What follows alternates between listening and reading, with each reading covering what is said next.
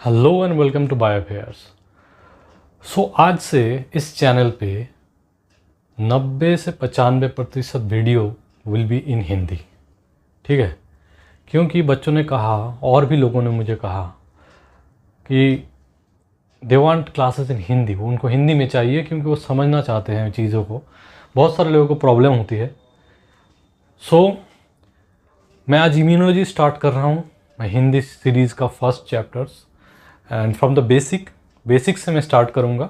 Terms will be in English, but मैं कोशिश करूँगा आपको हिंदी में जितना भी हो समझा पाऊँ, मेरी कोशिश यही रहेगी। ठीक है, तो स्टार्ट करते हैं इम्यूनोलॉजी। इम्यूनोलॉजी बहुत ही कॉम्प्लेक्स टॉपिक है बहुत लोगों के लिए, उनको समझ में नहीं आता। इतने सारे सेल्स, इतने सारे सिस्टम टाइप्स, फिर अलग अलग कॉम्पोजिशंस, व्हाट इज़ फर्स्ट, कौन सा पहले कौन सा बाद में। इन सारी चीज़ों को मैं पहले बेसिक से स्टार्ट करता हूँ। ठीक है, एकदम बेसिक से। आप लोगों की बहुत मदद हो जाएगी। ठीक है, तो पहले हम लोग पता करेंगे इम्यूनिटी क्या है। First talk about that. Immunity क्या है? Immunity is a state your body has that can protect itself from pathogens।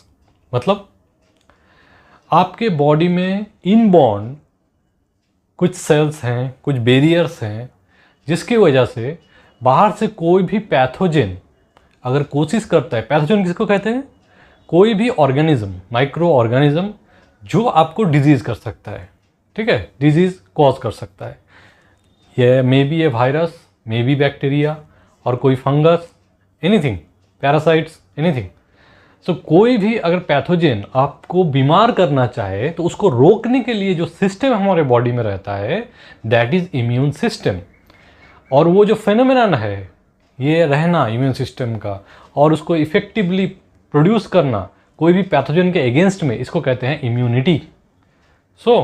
ठीक है, इम्यूनिटी का मैंने आपको मतलब समझाया, इम्यून सिस्टम क्या होता है ये समझाया।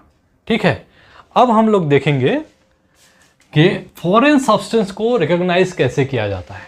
फिर हम बाद में टाइप कितने होते हैं, कितने टाइप की इम्यूनिटी होते हैं, क्यों ये अलग अलग दो टाइप हैं, उसके अंदर क्या क्या हो सकता है, धीरे धीरे उसमें जाएंगे। ठीक है, तो ये एक क्लास में ख़त्म होने वाला चीज़ नहीं है।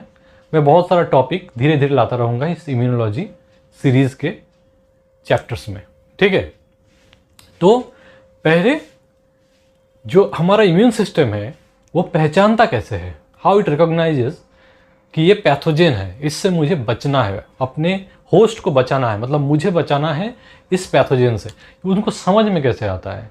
ठीक है, और वो कैसे एक्शन लेते हैं इसके अगेंस्ट।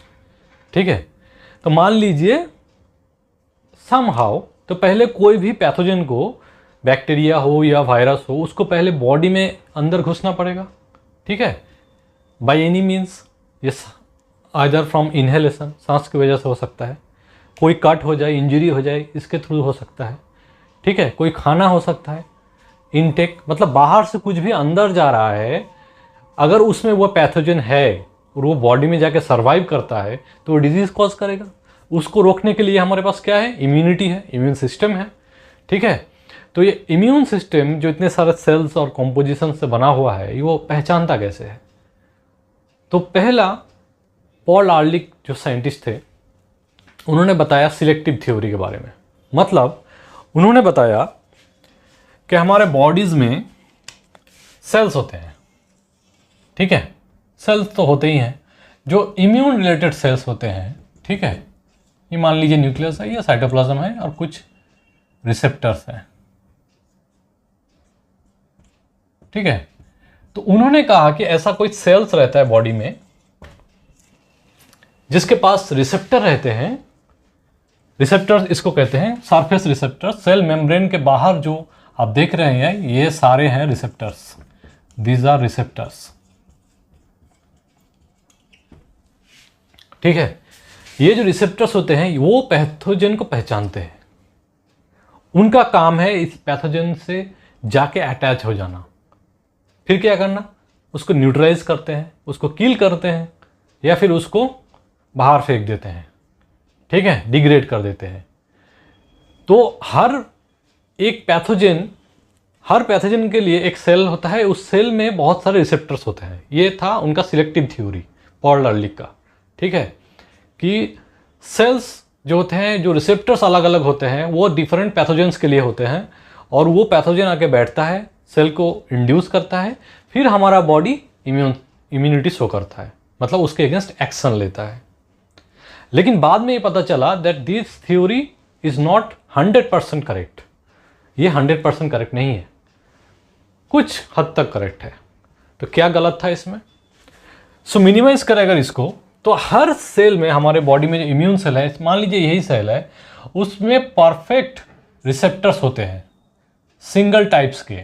मान लीजिए इसी टाइप के रिसेप्टर्स हर जगह हैं।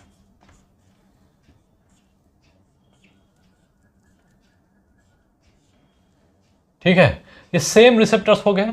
अब ये जो रिसेप्टर्स है, ये मान लीजिए ई कोली को पहचानते हैं, only E coli. E coli, Escherichia coli is a bacteria, suppose it is a pathogenic strain. ये जो रिसेप्टर है, ये ई कोली को पहचानता है। जब भी बॉडी में ई कोली घुसेगा, ये जो हमारे ब्लड में रहते हैं ये सेल्स, इम्यून सेल्स, ये उनको पहचानेंगे, इसमें उसको अटैच करेंगे, और फिर रोबस्ट इम्यून रिस्पॉन्स होगा और वो उसको किल कर देंगे, ये न्यूट्रलाइज कर देंगे, समहाउ डिग्रेड कर देंगे। ठीक है, बहुत सारे मैकेनिज्म्स हैं, मैं उनमें बाद में बात करूंगा। क्लोनल सिलेक्शन, ठीक है, तो टर्म है क्लोनल सिलेक्शन। मतलब मैंने पहले आपको क्या दिखाया कि एक cell, single cell, cell a is having multiple receptors, बहुत सारे रिसेप्टर्स हैं अलग अलग टाइप के, अलग अलग पैथोजन के लिए। ये थ्योरी रॉन्ग है। Okay, so the right theory is the clonal selection theory. मैं लिखता हूं यहां पे, क्लोनल सिलेक्शन थ्योरी। आप यहां पे देख पा रहे होंगे, मैं रिप्रेजेंटेटिव फोटोज भी लगा दूंगा, image, so that you will be आसानी से आपको समझ में आए। ठीक है, तो क्लोनल सिलेक्शन थ्योरी में क्या होता है, one cell is having one type of receptor, मतलब एक सेल में एक ही तरह के रिसेप्टर रहते हैं जो एक ही तरह के एंटीजन को रिकॉग्नाइज करता है। ठीक है, मतलब ओनली ई कोली को ही रिकॉग्नाइज करेगा ये वाला सेल, सेल ए मान लीजिए। फिर सेल बी हुआ, वो शायद स्यूडोमोनास को रिकॉग्नाइज करे, वो रिसेप्टर्स। ओके, मान लीजिए यहां पे और एक सेल में ड्रॉ करता हूं। ठीक है, अब इसके जो रिसेप्टर्स हैं वो इस तरह के दिखते हैं।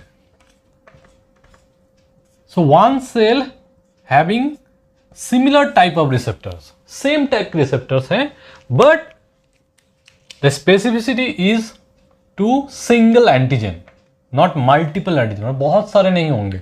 ये होगा स्यूडोमोनास के लिए। ठीक है, Pseudomonas. So cell B is specific, cell B receptors are specific for Pseudomonas, cell A is specific for E. coli। समझ में आया? ये होता है सिलेक्शन। ठीक है, अब क्लोनल सिलेक्शन का मतलब, क्लोन मतलब एक ही चीज का रिपीटेड प्रोडक्शन। अब मान लीजिए आपके बॉडी में ई कोली एंटर कर गया है, ठीक है, बहुत सारे ई कोली प्रोड्यूस हो रहे हैं, उनको तो न्यूट्रलाइज करना पड़ेगा, किल करना पड़ेगा, बॉडी से इरेडिकेट करना पड़ेगा। तो उसको क्या करना है, ये जो सेल जिसने ई कोली को पहले पकड़ा, इसमें सिग्नल ट्रांसडक्शन होगा, ये फिर कुछ मैसेंजर मॉलिक्यूल छोड़ेगा और लोगों को बताएगा, भाई ई कोली आया है, चलो सब मिलके चलो, एक आर्मी जो है उसको रेडी करो। तो ये क्या होगा, ये सेल रैपिडली जो डिवाइड करेंगे, फिर एक ही टाइप के और सेल बनाएंगे। मतलब ये मान लीजिए ए टाइप जो सेल है, ए टाइप सेल, ये और मान लीजिए यहाँ पे अगर 100 था तो अभी कम से कम 10 लाख हो जाएगा, 10 lakhs of a cell, a type cell, जो कि ई कोली को जाके पकड़ेंगे और उसको हटा देंगे। समझ में आया?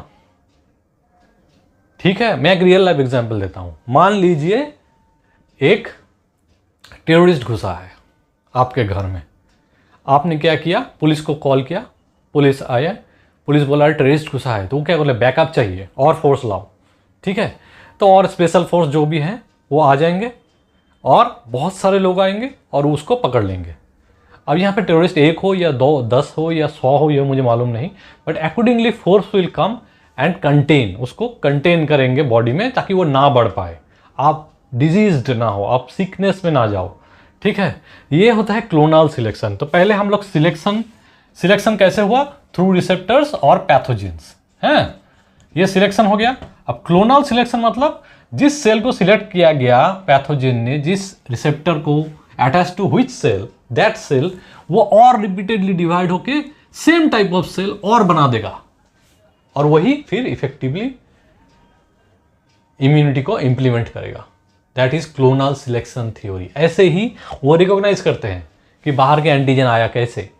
अब ये जो सिलेक्शन ए टाइप बी टाइप सेल मैंने कहा, ये बहुत सारे टाइप के सेल्स हो सकते हैं। मैं बताऊंगा टाइप्स ऑफ सेल्स और कॉम्पोजिशंस क्या क्या होते हैं, मैं धीरे धीरे बताऊंगा। तो चलिए अब टाइप्स ऑफ इम्यूनिटी देख लेते हैं। ठीक है, तो टाइप्स ऑफ इम्यूनिटी में आता है क्या, इनेट और non specific immunity, and specific और एक्वायर्ड इम्यूनिटी, और specific immunity, acquired immunity and this adaptive immunity. तो ये तीनों एक ही चीज है, एक्वायर्ड, एडेप्टिव एंड स्पेसिफिक। ठीक है, अब इसका मतलब मैं बोलता हूं। ठीक है, सो इनेट और नॉन स्पेसिफिक का मतलब है कोई भी पैथोजन आए, ये बैक्टीरिया होना चाहिए, बस इसको पहचानता है ये बैक्टीरिया है। कौन सा बैक्टीरिया है ये नहीं जानता, या फिर फंगी है, या फिर मतलब ये माइक्रोब है जो मुझे पकड़ना है, बस इनेट इम्यून सिस्टम को ये पता है। That is foreign, that is pathogen, ये मुझे पता है कि ये पैथोजन है, इसको पकड़ना है। That is related to non specific.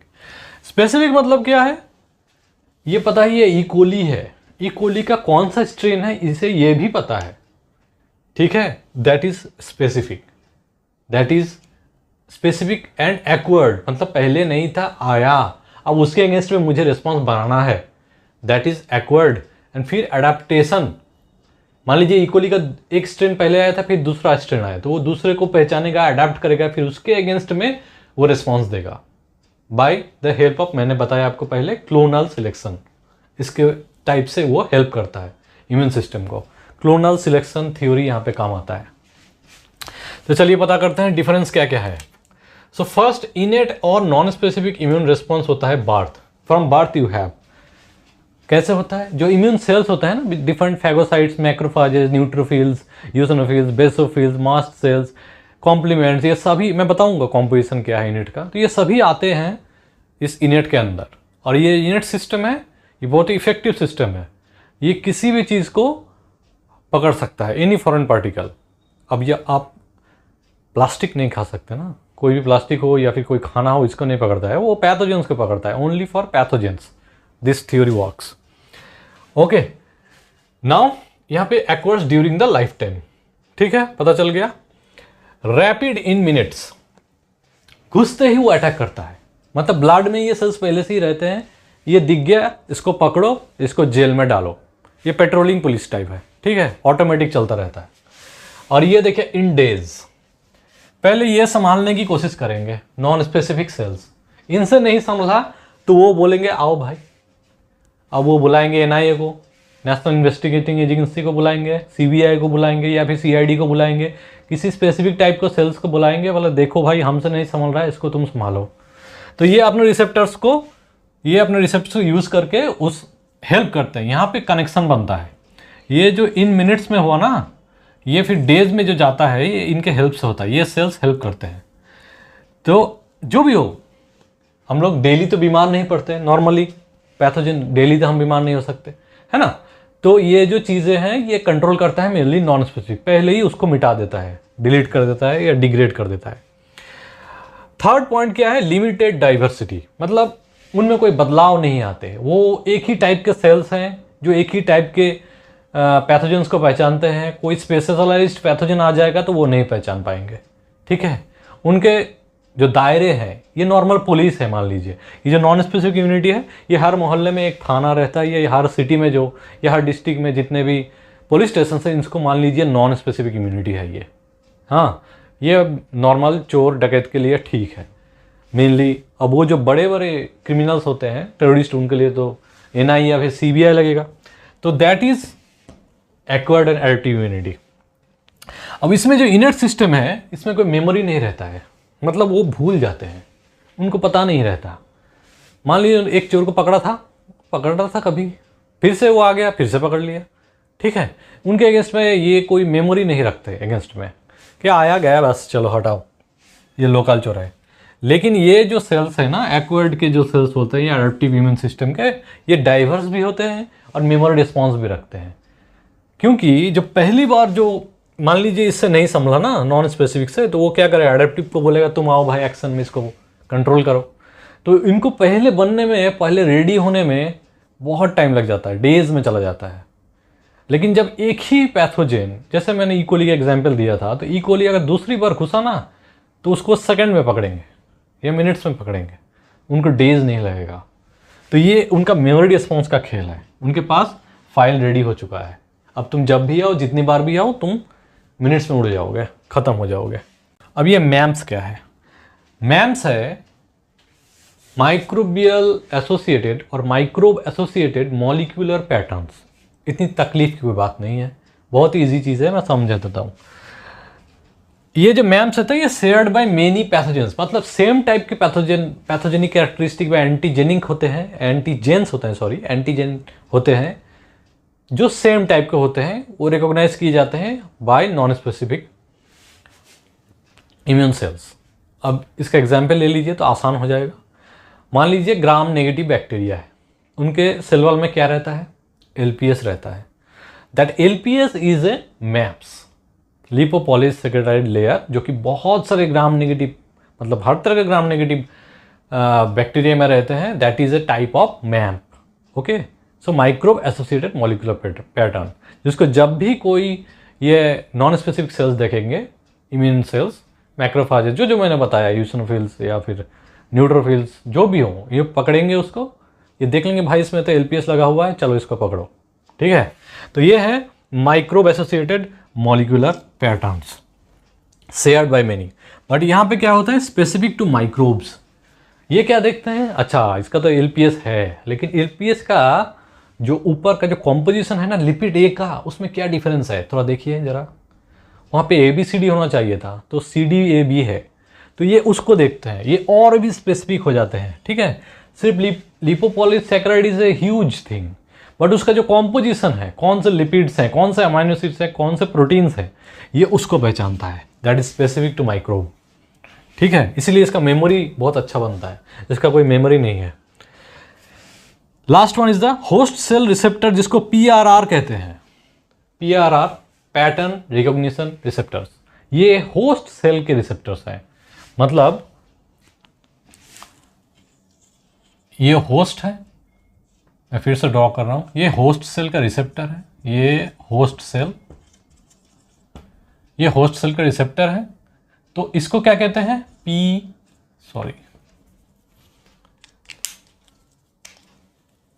PRR, host cell receptors, pattern recognition receptors. ठीक है, इसका एग्जाम्पल मान लीजिए toll like, TLRs, toll like receptors, मैंने लिखा है यहाँ पे टोल लाइक रिसेप्टर्स। अब ये जो मैम्स हैं, ये कहाँ रहते हैं? मैंने बताया बैक्टीरिया में रहते हैं। मान लीजिए ये बैक्टीरिया है, ठीक है, उसका क्या है? सेल वॉल है, सेल मेम्ब्रेन है। तो मान लीजिए ये LPS लेयर है उनका, ग्राम नेगेटिव बैक्टीरिया का एक। तो ये हो गया map, microbe associated molecular pattern. So ये कहाँ रहता है? पैथोजन में। So pathogen contain maps and the host cell contains PRRs। Okay, बहुत इजी है। बट यहां पे क्या होता है, इन स्पेसिफिक और एक्वायर्ड इम्यूनिटी, ये जो यहां पे कोई PRR टाइप्स नहीं रहते, ये T सेल या B सेल द्वारा ही मेनली कंट्रोल होता है। Acquired immunity is composed of B and T cell. अब B सेल, T सेल का भी T हेल्पर सेल है, T cytotoxic, I will tell you everything, सब कुछ बताऊंगा, लेकिन एक क्लास में नहीं, ये ओवरलोड हो जाएगा। तो T सेल और B सेल के रिसेप्टर्स जो होते हैं, वही मेनली यहाँ पे एक्शन में रहते हैं ड्यूरिंग न्यूट्रलाइजिंग द, कंट्रोल करने में वो माइक्रोब को। ठीक है, तो ये हो गया इनेट एंड एक्वायर्ड इम्यूनिटी का डिफरेंस। ठीक है, आशा करता हूं आपको समझ में आया होगा। फिर अब जाते हैं नेक्स्ट पार्ट में। नेक्स्ट पार्ट में क्या देखेंगे हम? कंपोनेंट्स ऑफ इम्यूनिटी, मतलब जो इनेट सिस्टम होता है, इसका कॉम्पोजिशन, मतलब कौन कौन सी चीज़ें इसमें इन्वॉल्व होती है, और ये एक्वायर्ड इम्यून जो सिस्टम है, तो कौन कौन सी चीज़ें इन्वॉल्व है, कौन कौन से सेल्स इन्वॉल्व हैं, ठीक है, ये हम देखेंगे तो आपको और आसानी हो जाएगी। फिर आपको समझ में आएगा अच्छा ये ऐसे काम करता है। फिर मैं आपको एक फ़ोटो दिखाऊंगा यहाँ पे जो कि आपको बताएगा कि कैसे ये कंट्रोल होता है, दोनों चीज़ कैसे एसोसिएटेड है, अकेले काम नहीं होता है। ये पहले आते हैं, लोकल पुलिस है, पहले आ जाते हैं, बाद में इनको भी बुलाना पड़ता है, लेकिन ये कैसे होता है ये बहुत इंटरेस्टिंग है। चलिए पहले देख लेते हैं कंपोनेंट्स क्या क्या है इसके। अब कंपोनेंट्स में आ जाते हैं एनाटॉमिकल बैरियर्स। एनाटॉमिकल बैरियर मतलब क्या है, आपके बॉडी में जो स्ट्रक्चर है उसको कहते हैं एनाटॉमी, और उसमें जो बैरियर्स हैं मतलब बाहर से किसी चीज़ को अंदर घुसने के लिए कुछ चीज़ों को क्रॉस करना पड़ता है। जैसे स्किन सबसे बाहर का लेयर है हमारा बॉडी का लार्जेस्ट ऑर्गन स्किन, सो इसको पेनिट्रेट करके ही कोई बैक्टीरिया वायरस या फंगी हमारे अंदर आ सकता है।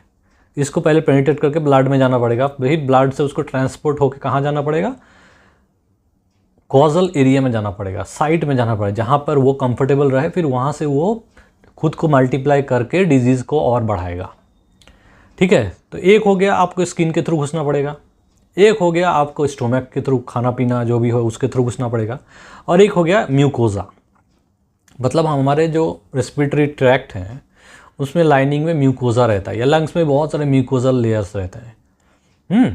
तो ये म्यूकोजल लेयर्स जो क्या करते हैं, बाहर के कोई भी पैथोजन से हमें प्रोटेक्ट करते हैं, तो इनको भी पेनिट्रेट करना पड़ता है।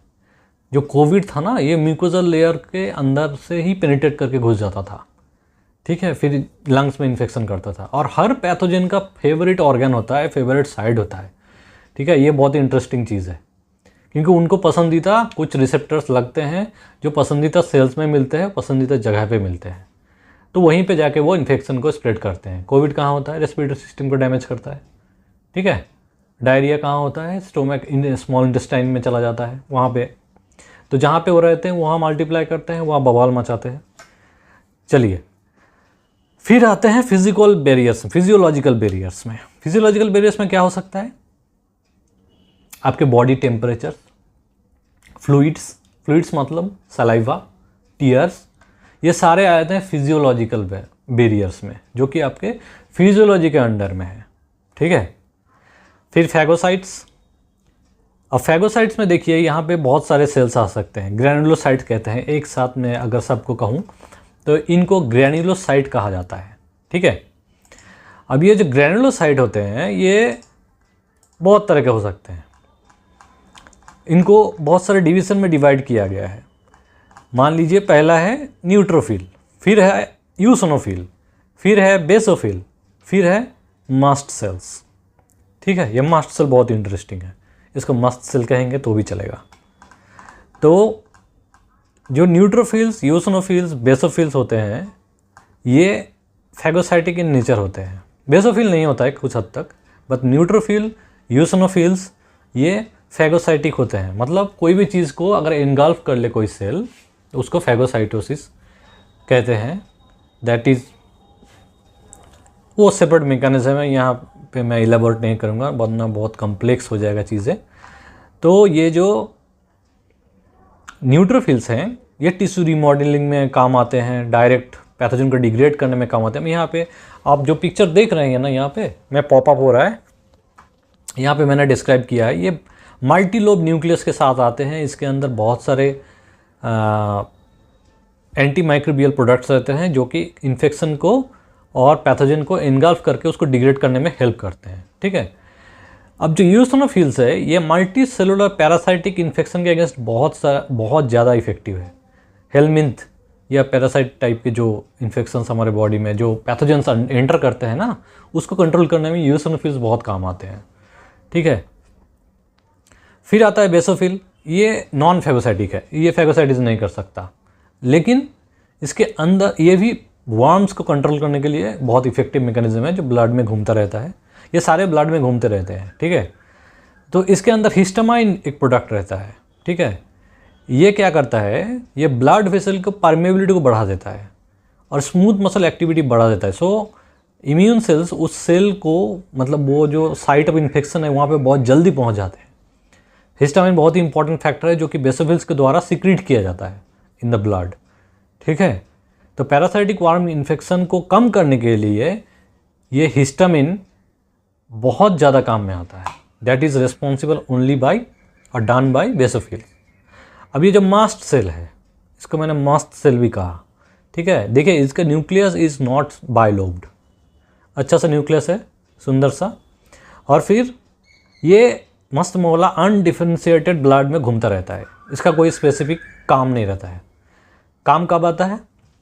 कहीं भी चला गया, स्किन में चला गया, कनेक्टिव टिश्यू में चला गया, विभिन्न डिफरेंट ऑर्गन्स में चला गया, रेस्पिरेटरी कहीं भी चला गया ना, तो ये क्या करता है, दिस सेल्स साइटोप्लाज्मिक ग्रैन्यूल्स में इसमें बहुत सारे हिस्टामाइन और अदर फार्माकोलॉजिकल एक्टिव सब्सटेंस रहते हैं, ठीक है। मतलब हिस्टामाइन तो रहता ही है जैसे कि बेसोफिल में रहते हैं, और अदर फार्माकोलॉजिकल एक्टिव सब्सटेंस भी रहते हैं, ठीक है, जैसे ल्यूकोट्राइन्स, ठीक है। तो बेसोफिल एंड मास्ट सेल बहुत हद तक सिमिलर है, लेकिन उनका मेनली काम होता है सिक्रीटरी। वो सिक्रीटरी मेथड से डिफरेंट केमिकल जो सिक्रीट होता है उससे इन्फ्लेमेशन को कंट्रोल करते हैं, इम्यून सेल्स को पहुंचाने में हेल्प करते हैं एक जगह से दूसरे जगह। वो जो डायलेट करते हैं ना, मैंने बोला वो आर्टरी या फिर वेन्स को डायलेट करते हैं, साइट ऑफ इन्फेक्शन के जगह पे बहुत सारे इम्यून सेल्स को पहुंचाने में हेल्प करते हैं। ये ल्यूकोट्राइन्स बहुत ज़्यादा हेल्पफुल होता है इस इन्फेक्शन को या उस माइक्रोब को कंट्रोल करने में। अभी मैं डिटेल में नहीं जा सकता वरना क्लास बहुत ज़्यादा लंबा और कॉम्प्लेक्स हो जाएगा। मैं आपको अगर ज़रूरत हो तो आप मुझे कमेंट कीजिए, मैं स्पेसिफिकली एक एक को लेके क्लास बना दूंगा छोटा छोटा, ठीक है। फिर आते हैं मोनोसाइट्स, मैक्रोफेजेस और डेंड्राइटिक सेल्स। ये होते हैं one type of professional antigen presenting cell. मैंने कहा था ना, दोनों जो इनेट जो पुलिस वाले हैं और जो सीबीआई वाले हैं या फिर एनआईए वाले हैं, वो कॉम्बिनेशन में काम करते हैं। तो पहले तो पुलिस ही रहता है ना, तो ये जो बेसोफिल, यूसिनोफिल, मास्ट सेल या फिर और भी जितने सेल मैंने कहा, वो सभी होते हैं पुलिस वाले। इनके सेल्स भी आता है इसमें, ओके। सो इनके cell is also responsible for this type of non specific natural killer cells इसको कहते हैं, हाँ। फिर ये जो मैक्रोफेजेस और मोनोसाइट्स है, ये प्रोफेशनल एंटीजन प्रिंटिंग सेल क्यों कहते हैं इसको? क्योंकि ये एंटीजन को पकड़ते हैं, इसको फैगोसाइटिक एक्टिविटी के द्वारा पकड़ते हैं, एनगल्फ करते हैं, खुद के अंदर डाल लेते हैं, फिर उसको प्रोसेस करते हैं, चॉप्ड करते हैं छोटे छोटे छोटे छोटे प्रोटीन्स और पेप्टाइड्स में, फिर उसको प्रेजेंट करते हैं किसको? मान लीजिए अगर किसी पुलिस ने पकड़ना तो उसका पूरा वो जन्म पत्री निकाल के उसको क्या क्या किया है इसने, कब कब कौन सा क्राइम किया है, सब रेडी करके रखते हैं। फिर एक एक करके वो सीबीआई को दिखाते हैं। यहाँ पे सीबीआई कौन है? B cell, T cell, acquired immunity के जो सेल्स होते हैं उनको दिखाया जाता है। फिर वो बोलते हैं अच्छा ये बात है, वो और स्पेसिफिक हो जाते हैं फिर इसके बारे में। तो ये जो पिक्चर आप देख रहे हैं, इनका स्ट्रक्चर में डिटेल में दिखाया हुआ है। सो ये specialized antigen printing phagocytic cell है। फैगोलाइसोसोम होता है इनके अंदर, क्योंकि वो फैगोसाइटिस करने के बाद लाइसोसोम के साथ वो फ्यूज़न होता है, और लाइसोसोम में बहुत सारे एंजाइम्स रहते हैं, और पीएच की वजह से ये जो माइक्रोब्स है वो डिग्रेड हो जाते हैं, आइदर बैक्टीरिया, फंगी और वायरस, जो भी आप कहें। तो ये स्पेशलाइज्ड मैकेनिज्म है। ओके, फिर से मैं उतना डिटेल में नहीं जाना चाहता। अब कॉम्प्लीमेंट पाथवे और कॉम्प्लीमेंट प्रोटीन्स, तो जो इनेट हम लोग पढ़ेंगे कॉम्प्लीमेंट, तो 3 पाथवे होता है। कॉम्प्लीमेंट पाथवे होता है, 3 पाथवेज होता है इसमें। एक होता है ऑल्टरनेटिव, फिर होता है मैनस बाइंडिंग, और एक होता है क्लासिकल कॉम्प्लीमेंट पाथवे। तो ये जो alternative and minus binding pathways है, ये आता है नॉन स्पेसिफिक इम्यूनिटी के अंदर, इनेट इम्यूनिटी के अंदर, और जो एक्वायर्ड इम्यूनिटी में जाता है वो क्लासिकल कॉम्प्लीमेंट पाथवे है, ठीक है। तो जब हम लोग पढ़ेंगे ये, तो हम लोग डिस्कस करेंगे इसके बारे में, अभी इसमें अंदर नहीं जाना है, ठीक है।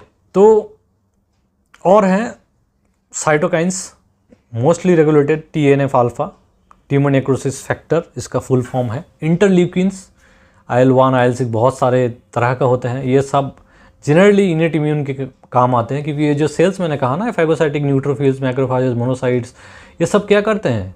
ये पहले एक्टिवेट होते हैं पैथोजन के द्वारा, फिर वो अपने अंदर से कुछ मॉलिक्यूल्स सीक्रेट करते हैं, मैसेंजर्स, इसको कहते हैं साइटोकाइंस। अब ये साइटोकाइंस क्या करते हैं, ये इंटरल्यूकिन्स जो भी हैं, वो क्या करते हैं? दूसरे सेल्स को बताते हैं। ये पोस्टमैन है, आपको भेजा गया कि आप इन्फॉर्म कीजिए जाके, और दूसरे टाइप के सेल को बुलाया जाए, या फिर कुछ अलग टाइप का साइटोकाइन सिक्रेट किया जाए ताकि और अच्छा रिस्पांस मिले, और अच्छा रिस्पांस हो और ज़्यादा पुलिस वाले आ सके, ज़्यादा से माइकिंग कीजिए। तो ये काम करते हैं ये साइटोकाइंस एंड TNF अल्फा। और एक्वर्ड तो साफ है, only T cell and B cell, और उसमें आता है क्लासिकल कॉम्प्लीमेंट पाथवे। ये सारे, ये 3 मान लीजिए आप मेनली कंपोनेंट है क्लासिकल पाथवे, सॉरी एक्वर्ड या एडेप्टिव या स्पेसिफिक इम्यूनिटी, आप जो भी कहें। तो ये काफ़ी इंपॉर्टेंट कंपोनेंट्स हैं।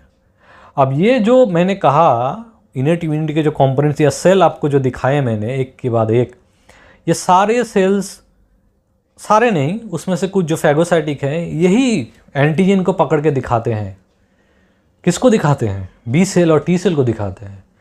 बी सेल जो रिसेप्टर्स होते हैं या टी सेल जो रिसेप्टर्स होते हैं वो उसमें अटैच होके वो रिकॉग्नाइज करते हैं पेप्टाइड्स को या अमाइनो एसिड्स को या लिपिड या लिपोप्रोटीन्स को या फिर ग्लाइकोलिपिड्स को, कुछ भी, एनीथिंग फ्रॉम द एंटीजन और द पैथोजन, उसको रिकॉग्नाइज करके फिर वो एडेप्टिव में चले जाते हैं।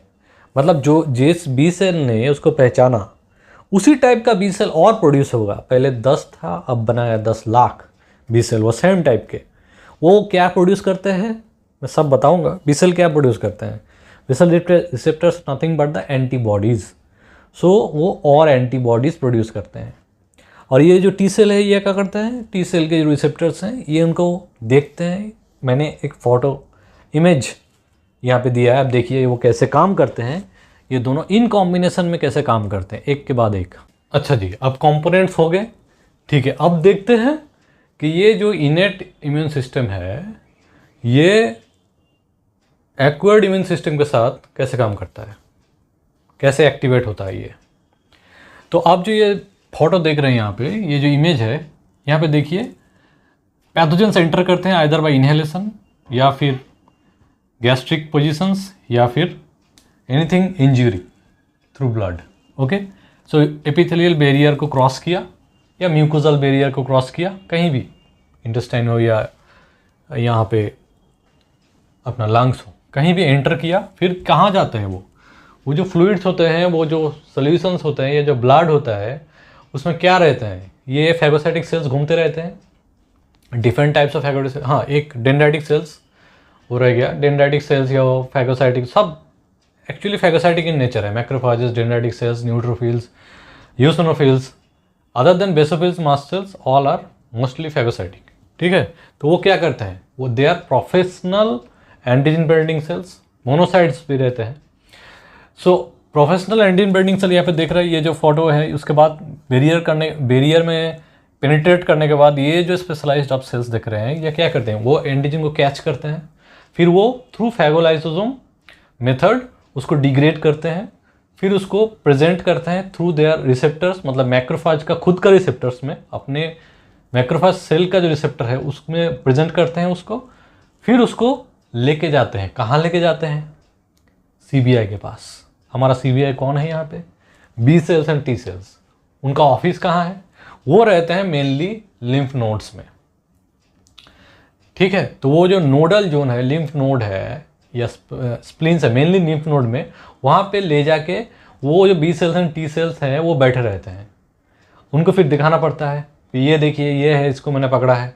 वो फिर क्या करते हैं कि अच्छा आपने पकड़ा है, वो देखेंगे, वो अपने रिसेप्टर्स के द्वारा दे विल अटैच, वो अटैच करेंगे उस पैथोजन के साथ थ्रू द जो भी है, वो पॉलीपेप्टाइड हो या फिर लिपोप्रोटीन हो या ग्लाइकोलिपिड, जो भी मैक्रोफाज अपने रिसेप्टर से दिखाएगा वो उसको देखेंगे, फिर वो इंस्ट्रक्ट करेंगे अपने सबऑर्डिनेट्स को प्लीज़ प्लॉरिफरेट। जिसने उसको आइडेंटिफाई, उस तरह के सेल्स और बन जाएंगे, करोड़ों में लाखों में बन जाएंगे, और वो फिर जाके ब्लड स्ट्रीम में इफेक्टर सेल्स बन जाएंगे। इफेक्टर सेल्स मीन्स 2 तरह के हो सकते हैं। एक बी सेल में जो इफेक्टर सेल्स होता है वो एंटीबॉडी सिक्रीट करते हैं, उसको इफेक्टर सेल्स कहा जाता है। ठीक है, टी सेल कोई भी रिसेप्टर सिक्रीट नहीं करता है, लेकिन बी सेल जो होता है वही एंटीबॉडी सिक्रीट करता है, उसको ही हम लोग इफेक्टर सेल्स कहते हैं।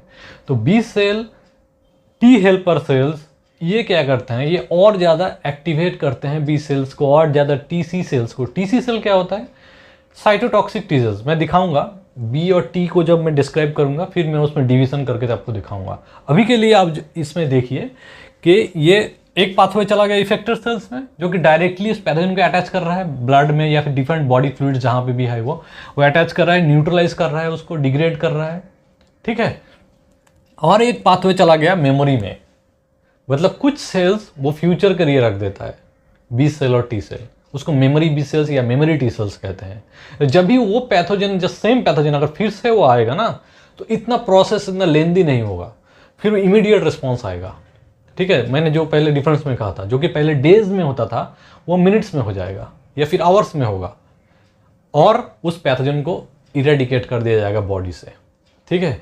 ये होता है दोनों का कॉम्बिनेशन, मैंने सिंप्लीफाई करके आपको समझाया है। अब जब हम लोग इसको क्लासीफाई करेंगे, अलग अलग चीज़ों में घुसेंगे, तब अलग अलग पढ़ेंगे, लेकिन ये तो ओवरऑल इम्यूनोलॉजी ऐसे काम करता है, इम्यून सिस्टम ऐसे काम करता है, ठीक है।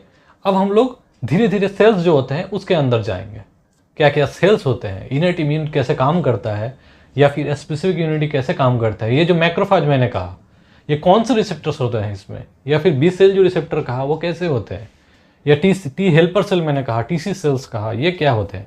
तो ये मैं दूसरे क्लास में, इसके नेक्स्ट क्लास में बताऊंगा। आज के लिए आई थिंक आप समझ गए मैं क्या कहना चाहता था। आई थिंक आपका कॉन्सेप्ट बहुत ज़्यादा क्लियर हो चुका होगा। अगर कुछ सॉल्यूशंस आपको चाहिए, कुछ भी चाहिए, कुछ क्लैरिफिकेशन चाहिए, आप कमेंट कीजिए। मेरा टेलीग्राम चैनल है, वहाँ पे ज्वाइन हो जा सकते हैं, ठीक है। और पसंद आए तो लाइक कीजिएगा और सब्सक्राइब कीजिएगा for future videos if you like me. Thank you.